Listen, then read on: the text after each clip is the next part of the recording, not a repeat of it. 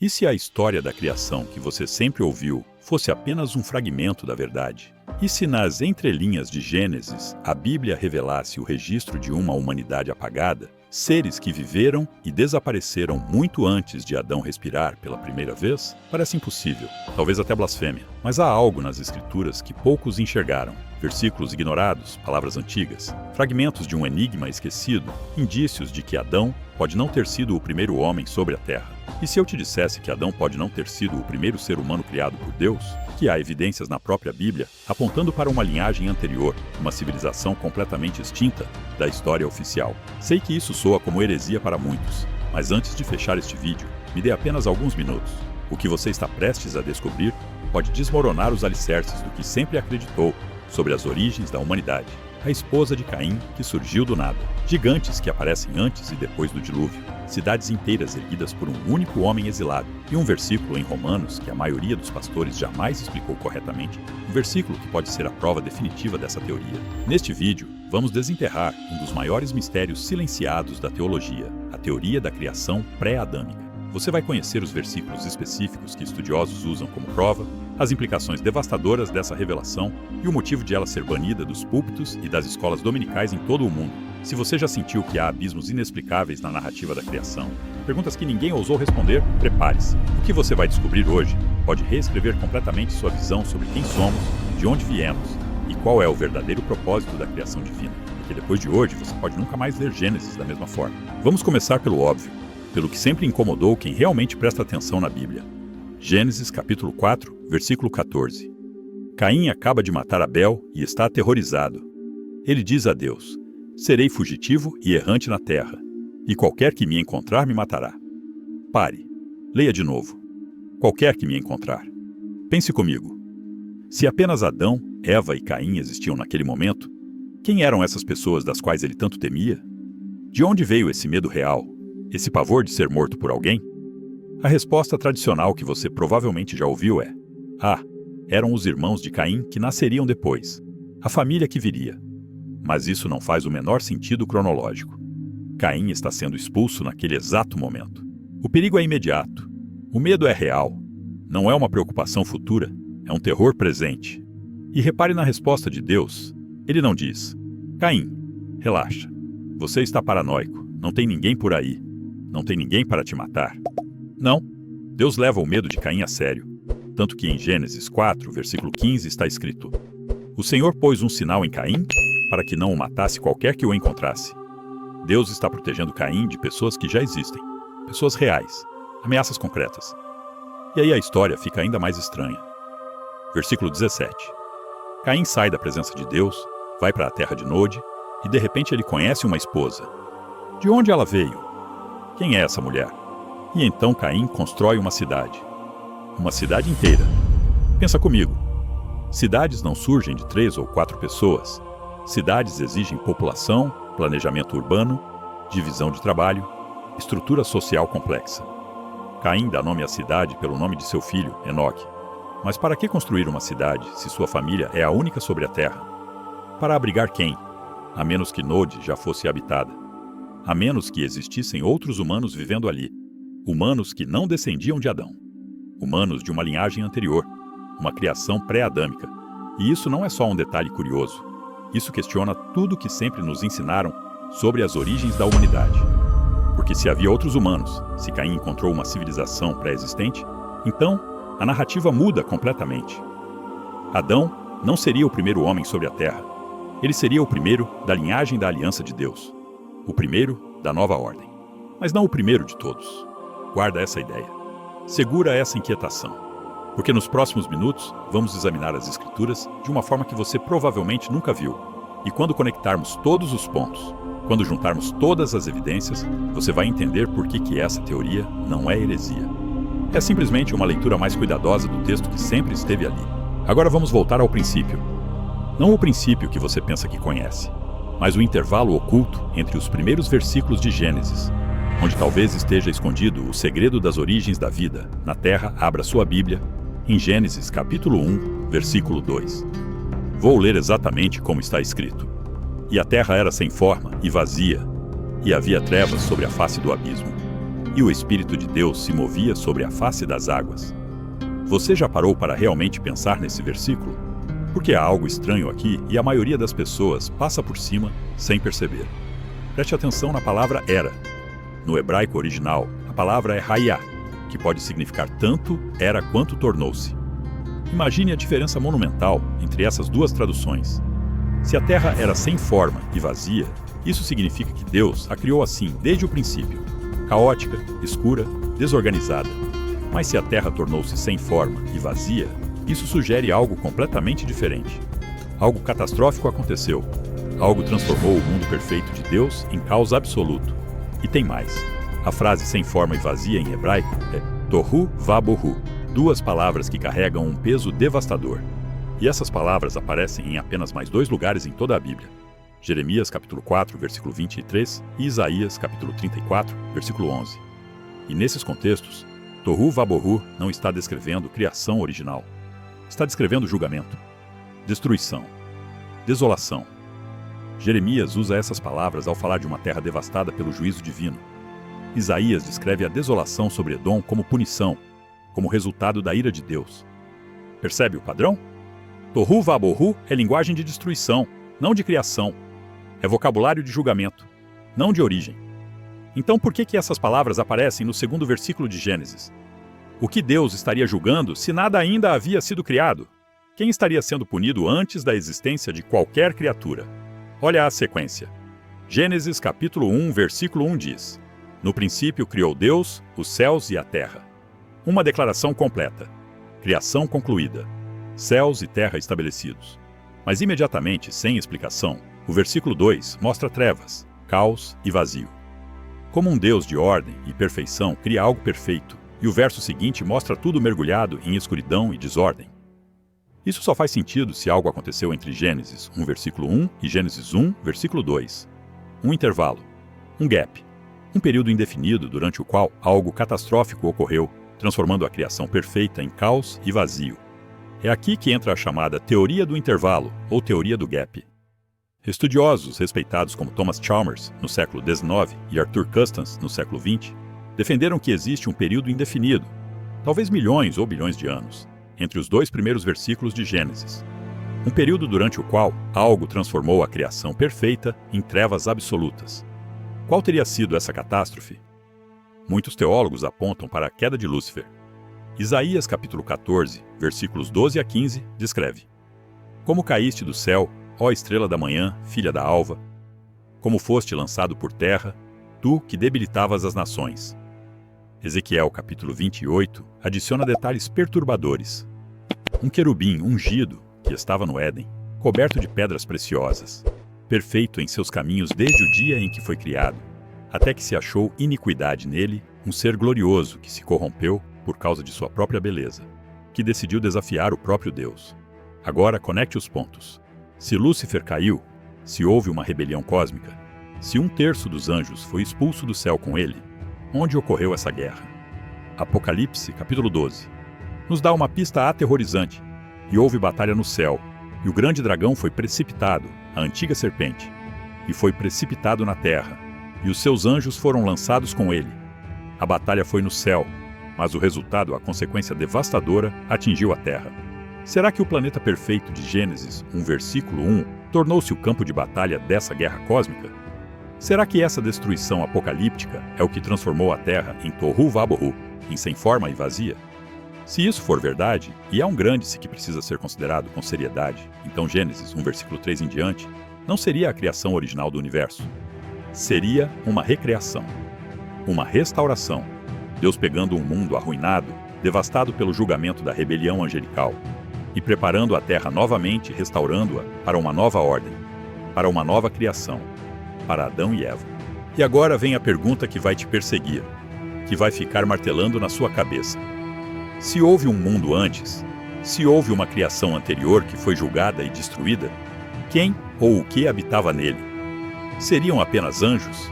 Ou existiam seres inteligentes, criaturas viventes, talvez até humanos ou algo parecido com humanos, vivendo antes de Adão? Adão seria apenas o primeiro da segunda criação? O início da linhagem da aliança de Deus? E quando Caim foi exilado após matar Abel, quando ele foi para a terra de Nod, estaria ele encontrando remanescentes dessas linhagens antigas? Sobreviventes de um mundo anterior? Agora que plantamos a semente da dúvida, vamos examinar o que as Escrituras realmente revelam sobre outras linhagens, outros povos que claramente não se encaixam na genealogia simples de Adão. Porque se você acha que a esposa de Caim é estranha, espera até conhecermos os gigantes. Gênesis 6, versículo 4. Anota esse versículo porque ele é absolutamente perturbador quando você realmente para pensar. Havia naqueles dias gigantes na terra, e também depois, quando os filhos de Deus entraram as filhas dos homens e delas geraram filhos. Estes eram os valentes que houve na antiguidade, os homens de fama. Presta atenção nos detalhes. A palavra hebraica para gigantes é Nefilim. E o texto diz que eles existiam antes da união dos filhos de Deus com as filhas dos homens, e também depois. 3 grupos distintos mencionados aqui: filhos de Deus, filhas dos homens e gigantes. Se todos descendiam de Adão, por que essa distinção tão clara? Por que separar em categorias diferentes? E tem mais. Esses gigantes aparecem antes do dilúvio. O dilúvio que supostamente destruiu toda a vida na terra, exceto Noé e sua família. Mas então, em Números. Capítulo 13, versículo 33, centenas de anos depois, os espias de Israel voltam de Canaã aterrorizados e relatam: também vimos ali gigantes, filhos de Anak, descendentes dos gigantes, e éramos aos nossos olhos como gafanhotos, e assim também éramos aos seus olhos. Como isso é possível? Como poderiam existir gigantes após o dilúvio, se toda a humanidade veio de Noé? A menos que algumas linhagens não descendiam de Adão. A menos que permaneceram fora da genealogia de Noé. Linhagens que tinham suas próprias origens, sua própria história. As evidências arqueológicas e os textos bíblicos mencionam povos inteiros que eram descritos como raças distintas: os Refaíns, os Emins, os Anzumins, os Oreus. Deuteronômio capítulo 2, versículos 10 e 11 descreve: antes os Emins habitaram nela, um povo grande, numeroso e alto como os Anaquins. Eles também foram considerados gigantes como os Anaquins, mas os moabitas os chamavam de Emins. Repara na linguagem. Eram considerados gigantes, um povo distinto, uma raça específica. E Og, rei de Bazã, é descrito em Deuteronômio capítulo 3, versículo 11, de uma forma que deixa qualquer um de boca aberta, porque só Og, rei de Bazã, restou dos gigantes. Eis que o seu leito, um leito de ferro, não está porventura em Rabá dos filhos de Amon? De 9 côvados o seu comprimento, e de 4 côvados a sua largura, segundo o côvado em uso. 9 côvados de comprimento é aproximadamente 4 metros. E o texto diz que ele era do restante dos gigantes. Restante de quê? De uma população anterior? De uma raça que estava desaparecendo? De seres que vieram de algum lugar? De alguma origem? Que não é explicada na genealogia simples de Adão. A teoria pré-adâmica propõe algo revolucionário, mas que faz sentido quando você junta todas essas peças do quebra-cabeça. Existiam múltiplas linhagens de seres inteligentes na Terra quando Deus criou Adão. Adão foi criado como progenitor da linhagem da aliança, a raça com quem Deus estabeleceria seu pacto eterno. Mas outras linhagens, possivelmente de criações anteriores, coexistiam. Essas linhagens não tinham a imagem Dei completa. Não eram portadoras da imagem de Deus da mesma forma que Adão. E ao longo do tempo, através de julgamentos divinos, catástrofes naturais e a passagem das eras, essas linhagens foram desaparecendo. Os gigantes eram remanescentes, os últimos sobreviventes de um mundo antigo. Isso explica tantas coisas que sempre foram mistérios inexplicáveis. Explica as esposas misteriosas que aparecem do nada. Explica cidades pré-existentes, que não deveriam estar lá. Explica gigantes que reaparecem constantemente na narrativa bíblica, mesmo após eventos de extinção em massa, como o dilúvio. Explica civilizações avançadas que surgem com conhecimento astronômico, matemático e arquitetônico impressionante logo após o dilúvio, como se esse conhecimento já existisse, já estivesse preservado de alguma forma. Agora vamos para evidências ainda mais diretas nas Escrituras. Versículos que a maioria das pessoas nunca conectou com essa teoria, mas que quando você lê com atenção, com os olhos abertos para essas possibilidades, eles praticamente gritam a existência de uma criação anterior. Isaías capítulo 45, versículo 18. Presta muita atenção porque essa é uma das declarações mais importantes de Deus sobre a criação. Porque assim diz o Senhor que criou os céus, o Deus que formou a terra e a fez. Ele a estabeleceu, não a criou vazia, mas a formou para que fosse habitada. Eu sou o Senhor, e não há outro Deus, está dizendo com todas as letras. Eu não criei a terra vazia. Eu a formei para ser habitada. Mas Gênesis 1, versículo 2, descreve a terra como justamente isso: vazia, tohu vabohu, sem forma e vazia. Como reconciliar essas duas afirmações? A teoria do gap oferece a resposta perfeita. Deus criou a terra perfeita e habitada em Gênesis 1, versículo 1. Ela então se tornou vazia, não por criação original, mas por julgamento. E depois foi restaurada em Gênesis 1, versículo 3, em diante, novamente formada para ser habitada, dessa vez pela linhagem adâmica. Mas espera, tem algo ainda mais chocante. Jeremias, capítulo 4, versículos 23 a 26. O profeta está tendo uma visão da terra sob julgamento divino, e ele descreve: Olhei para a terra e vi que estava sem forma e vazia. Olhei para os céus e não tinham luz. Olhei para os montes e eis que estavam tremendo, e todos os outeiros estremeciam. Olhei, e eis que não havia homem algum, e todas as aves do céu haviam fugido. Olhei e eis que a terra fértil era um deserto, e todas as suas cidades estavam derrubadas diante do Senhor, diante do furor da sua ira. Lê de novo devagar. Não havia homem algum, e todas as suas cidades estavam derrubadas. Jeremias está vendo uma terra que era habitada, que tinha cidades, que tinha homens, mas que foi devastada pelo julgamento de Deus. E ele usa exatamente a mesma expressão de Gênesis, sem forma e vazia. Tohu vabohu. Como poderiam existir cidades antes de Adão, se Adão foi o primeiro homem? Como poderia haver homens que desapareceram se a humanidade começou com Adão? A menos que houvesse uma humanidade anterior. Uma civilização que existiu, prosperou e foi julgada antes da criação adâmica. A teoria do gap não é invenção moderna. Não é uma tentativa de forçar a Bíblia a se encaixar na ciência. É simplesmente uma leitura cuidadosa do texto hebraico, prestando atenção em palavras específicas, em tempos verbais, em descrições que não fazem sentido. Se Gênesis 1, versículo 2 for o momento inicial absoluto da criação. Gênesis 1, versículo 1. No princípio criou Deus os céus e a terra. Criação perfeita. Depois veio um período indefinido. Talvez bilhões de anos, uma terra habitada. Então o julgamento. A rebelião de Lúcifer. A guerra cósmica. Tohu vabohu. Trevas sobre a face do abismo. E então, Gênesis 1, versículo 3. E disse Deus, haja luz. O começo da restauração. O início da nova ordem. A preparação da terra para Adão. E agora chegamos ao versículo que prometi desde o início. O versículo que alguns teólogos consideram a prova definitiva da existência de humanos pré-adâmicos. Um versículo que sempre esteve ali à vista de todos, que você provavelmente já leu dezenas de vezes, mas que quase ninguém realmente compreendeu em sua profundidade. Romanos capítulo 5, versículos 12 a 14. O apóstolo Paulo está explicando como o pecado entrou no mundo e ele escreve: Portanto, como por um homem entrou o pecado no mundo, e pelo pecado a morte, assim também a morte passou a todos os homens, porque todos pecaram. Porque até a lei estava o pecado no mundo, mas o pecado não é imputado não havendo lei. No entanto, a morte reinou desde Adão até Moisés, até sobre aqueles que não pecaram à semelhança da transgressão de Adão, o qual é a figura daquele que havia de vir. Agora lê de novo os versículos 13 e 14 mais, devagar. Porque até a lei estava o pecado no mundo, mas o pecado não é imputado, não havendo lei.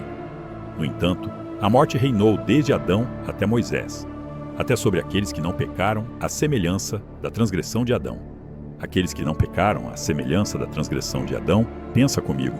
Se todos os seres humanos descendem de Adão, então todos pecaram nele. Romanos 5, versículo 12. Deixa isso claro. Por um homem entrou o pecado e a morte passou a todos, porque todos pecaram. Pecado original.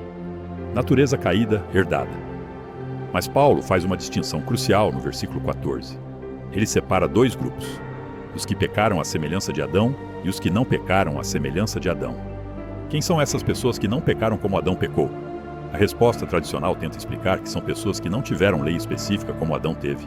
Mas isso não resolve o problema, porque Paulo diz que a morte reinou sobre eles. Se a morte reinou, eles ainda estavam sob maldição, ainda morriam, mas não da mesma forma que os descendentes de Adão. A teoria pré-adâmica oferece uma explicação que faz todo o sentido. As raças pré-adâmicas não tinham alma eterna, da mesma forma que a linhagem adâmica. Não foram criadas à imago Dei completa, a imagem de Deus, com consciência moral eterna e relacionamento pessoal com o Criador. Podiam ser inteligentes, sim, podiam ter consciência básica, mas não tinham a lei de Deus escrita em seus corações, como Romanos 2, versículo 15, diz sobre os descendentes de Adão. E Paulo deixa claro no versículo 13: o pecado não é imputado, não havendo lei. Se essas raças não tinham a lei moral interna, a imago Dei completa, então seus atos não eram imputados como pecado no sentido eterno. Elas viviam, morriam fisicamente, mas não enfrentavam julgamento eterno, porque não tinham alma eterna para ser julgada. Pensa assim: um leão que mata uma zebra cometeu pecado? Não. Por quê? Porque o leão não tem lei moral interna, não tem consciência do bem e do mal no sentido eterno, não tem alma imortal. Ele age por instinto, e quando morre cessa de existir. Não há céu ou inferno para leões. As raças pré-adâmicas estariam em uma categoria similar. Não eram animais sem consciência, mas também não eram portadores da imago Dei completa. Eram algo intermediário, e quando morriam, simplesmente cessavam de existir. Sem céu, sem inferno, sem eternidade, sem julgamento.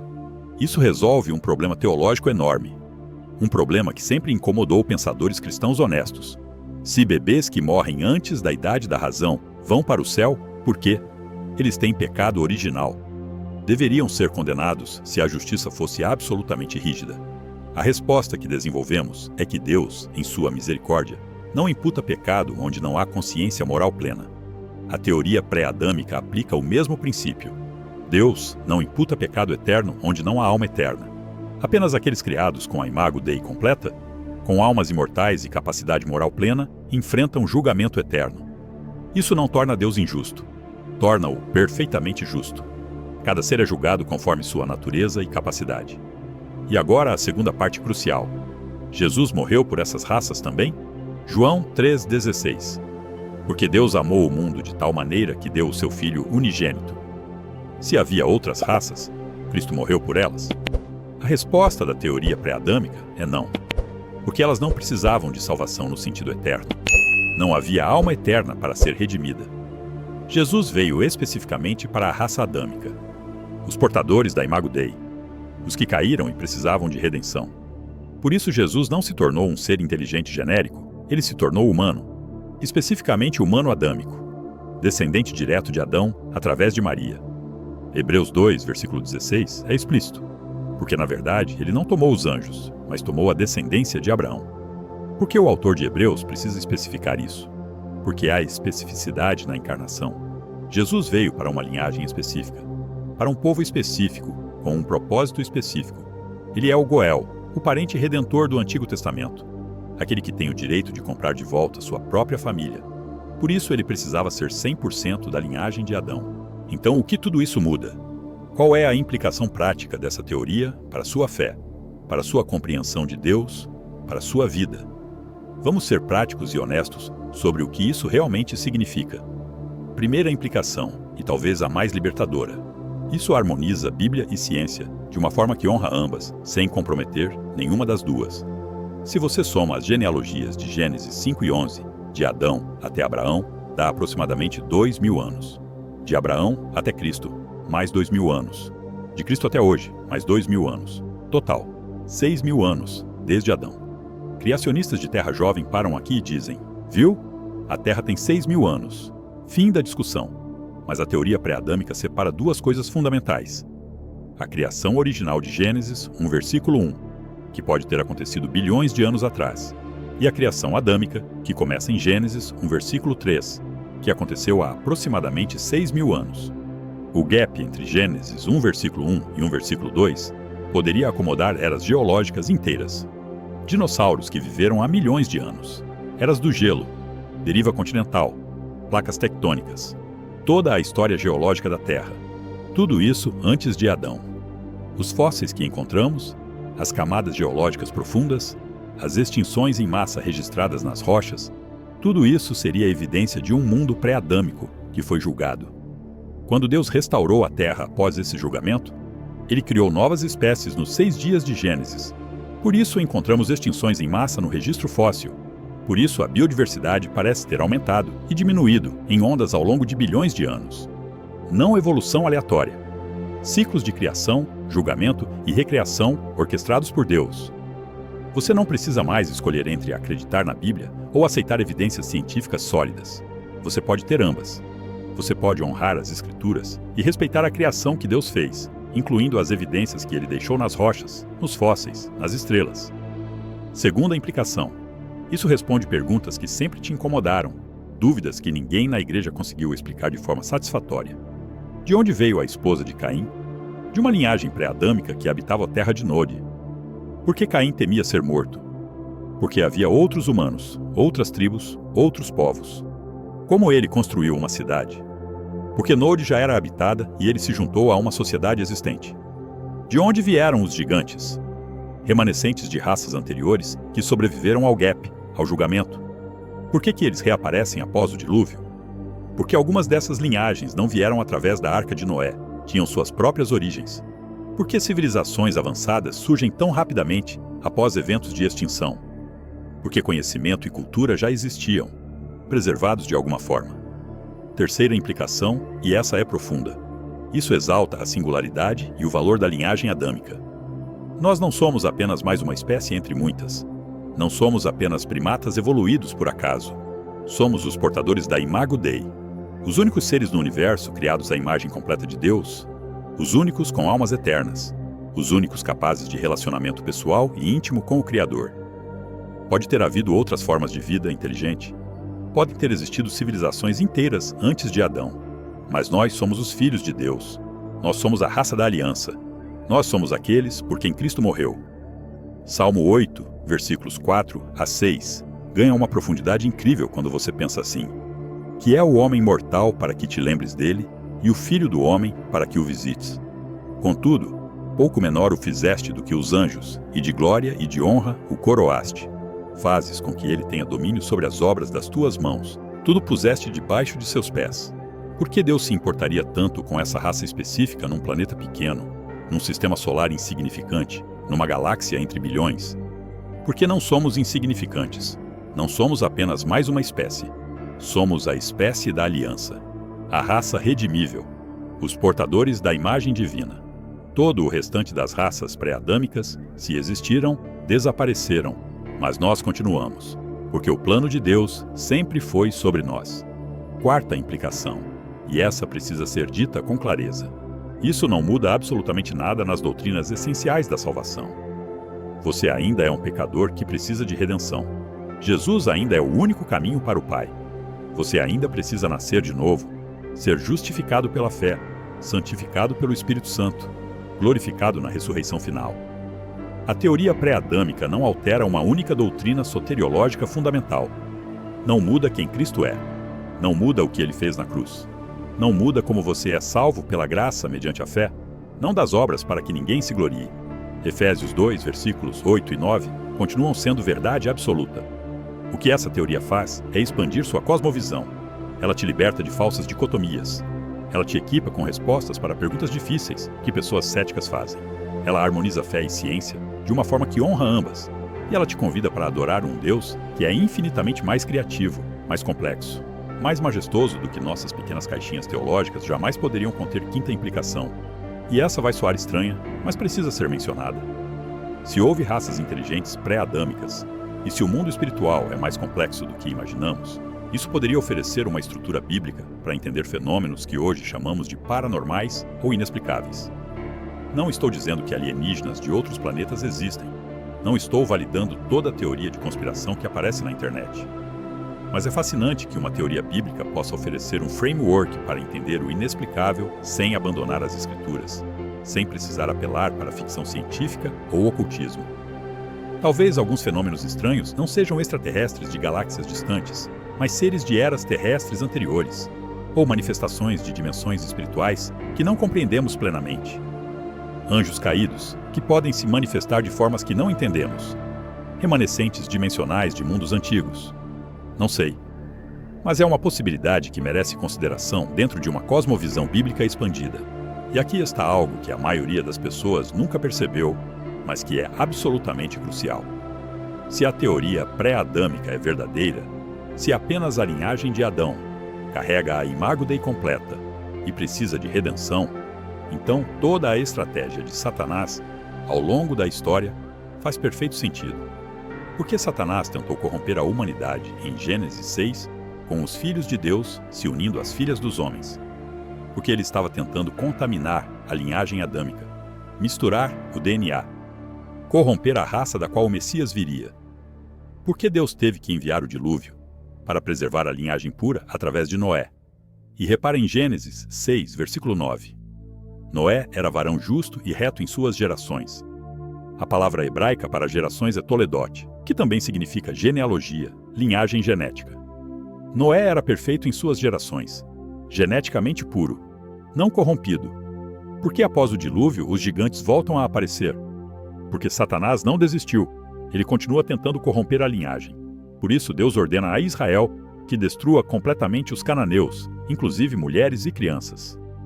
Parece cruel até você entender que aqueles povos estavam geneticamente corrompidos. Eram híbridos, remanescentes das tentativas de Satanás de contaminar a raça adâmica. Por isso Davi teve que matar Golias e seus irmãos gigantes. Por isso Josué teve que conquistar Canaã e eliminar os anaquins. Era uma guerra genética. Uma batalha pela preservação da linhagem da qual Cristo viria. E quando Jesus finalmente nasceu, ele precisava ser 100% humano adâmico, 100% da linhagem de Adão. Genealogia perfeita, sem contaminação. Por isso Mateus e Lucas traçam sua genealogia com tanto cuidado. Por isso Maria precisava ser virgem. Por isso o Espírito Santo foi quem gerou Jesus no ventre dela. Para garantir pureza absoluta da linhagem, Jesus é chamado de segundo Adão em 1 Coríntios 15, versículo 45. Não terceiro, quarto ou milésimo Adão. Segundo Adão. Porque ele recomeça a raça. Ele é o novo progenitor de uma humanidade redimida. Todos que creem nele se tornam nova criação. 2 Coríntios 5, versículo 17. Se alguém está em Cristo, nova criatura é. As coisas velhas já passaram, eis que tudo se fez novo. Nós não somos apenas consertados, somos recriados. E quando Cristo voltar, quando formos ressuscitados, receberemos corpos glorificados imperecíveis, imortais. 1 Coríntios 15, versículos 52 e 53. Eis aqui vos digo um mistério. Na verdade, nem todos dormiremos, mas todos seremos transformados, num momento, num abrir e fechar de olhos, ante a última trombeta. Porque a trombeta soará, e os mortos ressuscitarão incorruptíveis, e nós seremos transformados. Essa é a conclusão do plano. Não apenas voltar ao jardim do Éden. Ir além. Humanidade glorificada. Eternidade com Deus. Toda a história, todos os julgamentos, toda a batalha pela linhagem. Tudo culmina nisso. Em nós reinando com Cristo por toda a eternidade. Agora preciso ser muito honesto e muito claro com você. A maioria dos teólogos evangélicos, a maioria dos pastores que você respeita, provavelmente não aceita essa interpretação. E está tudo bem. Você não precisa concordar com nada disso para ser um cristão fiel às Escrituras. Estou apresentando essa teoria porque acredito que perguntas difíceis merecem ser exploradas, porque acredito que Deus é grande o suficiente para lidar com nossas dúvidas. Porque acredito que fé madura não é cega, é informada. É disposta a pensar, questionar, examinar. Provérbios 25, versículo 2 diz: A glória de Deus está nas coisas encobertas, mas a honra dos reis está em descobri-las. Há mistérios em Deus que Ele quer que busquemos, que investiguemos, que exploremos. Não para questionar sua palavra, mas para entendê-la mais profundamente. Você pode assistir este vídeo inteiro, considerar cada argumento, examinar cada versículo e no final decidir. Não, eu não aceito a teoria pré-adâmica. Eu acredito que Adão foi literalmente o primeiro ser humano sobre a Terra. E você ainda será meu irmão em Cristo. Ainda estaremos lutando do mesmo lado. Ainda adoraremos o mesmo Deus. Ainda esperaremos pela mesma volta de Jesus. Porque essa não é uma doutrina central, não é fundamento da fé. O fundamento é Cristo crucificado e ressurreto. O fundamento é salvação pela graça através da fé. O fundamento é a autoridade das Escrituras. Tudo isso permanece intocado independentemente de você aceitar ou rejeitar a teoria pré-adâmica. Mas no mínimo, agora você pensou. Você considerou possibilidades. Você examinou versículos que talvez nunca tivesse realmente estudado antes. Você expandiu sua compreensão do que pode ser possível no projeto criativo de Deus. E talvez, apenas talvez, Essa teoria te deu ferramentas, respostas para perguntas que sempre te incomodaram, formas de conciliar fé e ciência sem comprometer nenhuma das duas, argumentos para usar quando alguém cético te desafiar sobre dinossauros, sobre a idade da Terra, sobre de onde veio a esposa de Caim. Isaías 55, versículos 8 e 9. Porque os meus pensamentos não são os vossos pensamentos, nem os vossos caminhos os meus caminhos, diz o Senhor. Porque assim como os céus são mais altos do que a terra, assim são os meus caminhos mais altos do que os vossos caminhos, e os meus pensamentos mais altos do que os vossos pensamentos. Talvez haja camadas na história da criação que ainda nem arranhamos a superfície de compreender.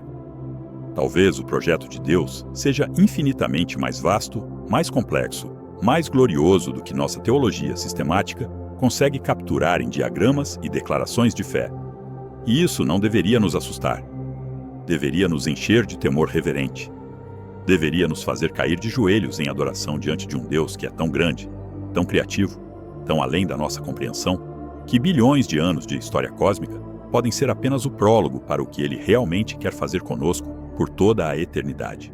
Então chegamos ao final desta jornada através de um dos mistérios mais profundos e controversos da teologia bíblica. Se você chegou até aqui, sua mente provavelmente está girando, talvez até doendo um pouco, e isso é completamente normal. Mas sabe o que eu espero que você leve deste vídeo?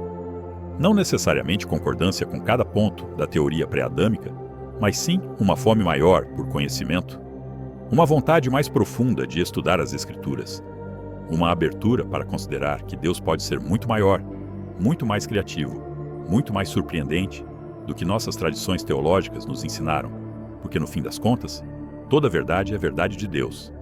E se nossa teologia não consegue harmonizar com evidências sólidas, talvez o problema não seja com Deus ou com a ciência, mas com nossa interpretação limitada.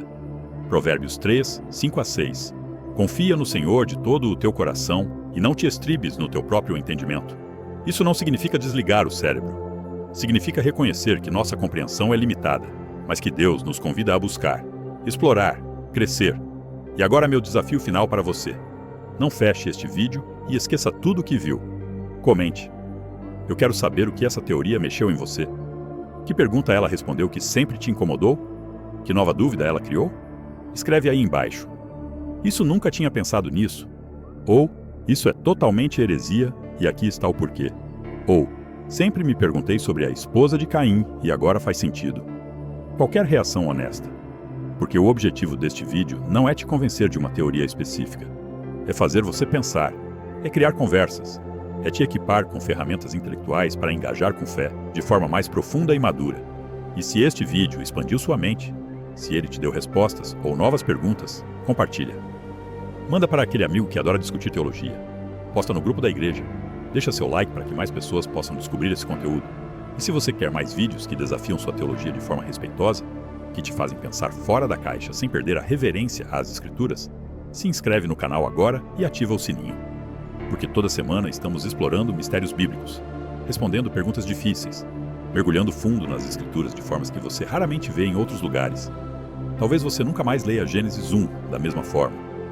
Talvez quando você abrir sua Bíblia amanhã e ler, no princípio, criou Deus os céus e a terra, você vai pausar, vai pensar.